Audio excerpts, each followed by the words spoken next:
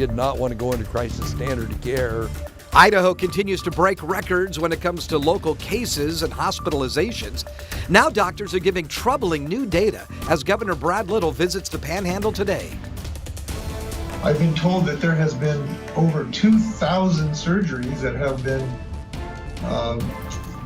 prevented or stopped because we don't have room for these surgeries. Now, for the first time since the pandemic began, both states' governors are in the inland Northwest to discuss our healthcare systems. And they're leaving our region with one message: get vaccinated. In weather, we are tracking warmer weather on Thursday, but continued windy. We've also got sunshine in the forecast over the weekend. All your details are coming up next. If you get into a bad car wreck or you have a heart attack, you're going to get care. But it's close right now. We are having to ask nurses to hold the hands of these dying patients of a preventable disease, and that's hard on these nurses to have that knowledge. They're doing the best they can. They shouldn't have to be in this position to hold the hand of a person who's dying from a preventable disease. Well, two governors dealing with one ruthless virus, and both have very different approaches. One state has a vaccine and mask mandate, while the other one has none at all. But both are still seeking solutions to stop the deaths and the hospitalizations. Good evening, and thank you for joining us for KREM2 News at 6 tonight. I'm Mark Hanrahan. And I'm Tom Sherry. Whitney is on assignment. Governor Brad Little visited Coeur d'Alene today. While there, he visited the monoclonal antibody treatment site at the Kootenai County Fairgrounds. That's being run by Heritage Health. This comes as Kootenai Health leaders say they are seeing the highest number of deaths due to COVID since the start of the pandemic. KREM2's Ian Smay is at Kootenai Health tonight with more. The monoclonal treatments aim to keep people out of the already strained hospitals here in North Idaho. The treatment uses lab-made antibodies to help your body's immune reaction in the fight against COVID-19. Today, Kootenai Health leaders painted a grim picture of the COVID-19 crisis. Kootenai Health is still feeling the strain of the COVID-19 surge. As of today, doctors are treating 115 COVID-19 patients, with 41 of them in critical care and 17 on ventilators. This marks more than 2 weeks of more than 110 COVID-19 patients at Kootenai Health. I think that, to me, I never thought we would get to this point to where we had this many COVID patients in an ICU setting when we thought about these plans over a year ago. With a high positivity rate sitting at about 25%, Dr. Robert Scoggin said he expects hospitalizations to remain high. Doctors are also reporting more cases of severe illness from COVID-19. This surge has also led to more deaths, with leaders reporting 34 deaths from COVID this month. Doctors are also reporting more deaths in young people. Very disheartening, very surprising. I'm trying to choose the right word. I've signed a lot of death certificates in the last couple months, and a lot of death certificates of young people that I don't think should have been hospitalized. I think that this in my mind is a very preventable disease. Patients are still being treated in non-traditional areas, and the federal resources that have been deployed to Kootenai Health will stay until at least November. The monoclonal antibody treatment site at the Kootenai County Fairgrounds can handle 6 patients at a time and up to 48 a day. That allows Kootenai Health to shut down its monoclonal treatment center in order to free up more resources for hospitalized patients. Governor Brad Little visited the site at the fairgrounds this morning. If you get into a bad car wreck or you have a heart attack, you're going to get care. But it's close right now. What you're not going to get is the elective or discretionary surgery that's necessary, and we just can't do that for very long, and that's why what Heritage is doing up here is so important. With more young people dying and high patient capacities continuing, it's been hard on local healthcare workers. They're patients that we get to know. They do spend many days in the ICU, and we do everything we can to get them better and get them out, but unfortunately, as we've learned with COVID, that sometimes we are unsuccessful in that. Little said during his visit that while the monoclonal antibody treatments have helped keep people out of hospitals, the key to getting out of the current surge of COVID-19 is for more people to get vaccinated. He also said he thinks that things like mask or vaccine mandates should be left up to local governments or health districts, because if those more local entities put those in place, people will be more likely to follow them. Reporting in Coeur d'Alene, Ian Smay, KREM2 News. All right, Ian, thank you very much. Washington Governor Jay Inslee also made his way to the inland Northwest today. He visited Spokane to see how COVID-19 response is going in our local hospitals. KREM2's Amanda Rowley shares what he learned in those meetings and how soon we could see the National Guard mobilize.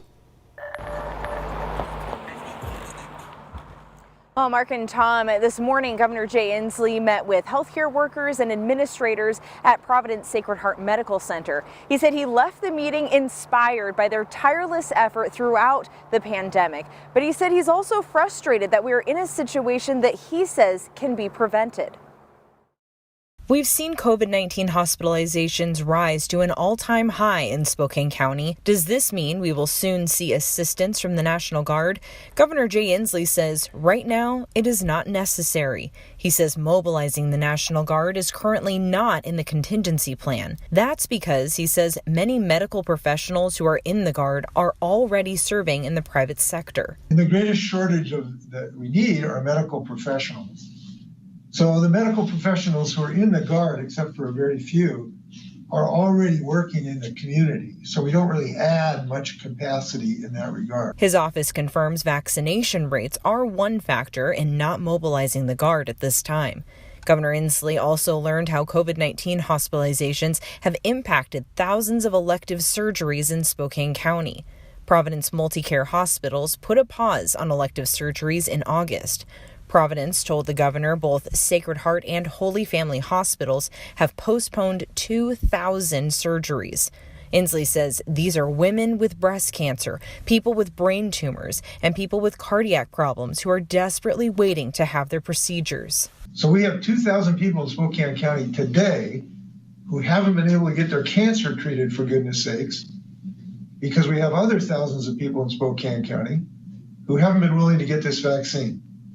That's very discouraging, and it needs to change. We also confirmed that all Multicare, Deaconess, and Valet hospitals have postponed 1,800 elective surgeries since August. That's about 3,800 total surgeries in Spokane County.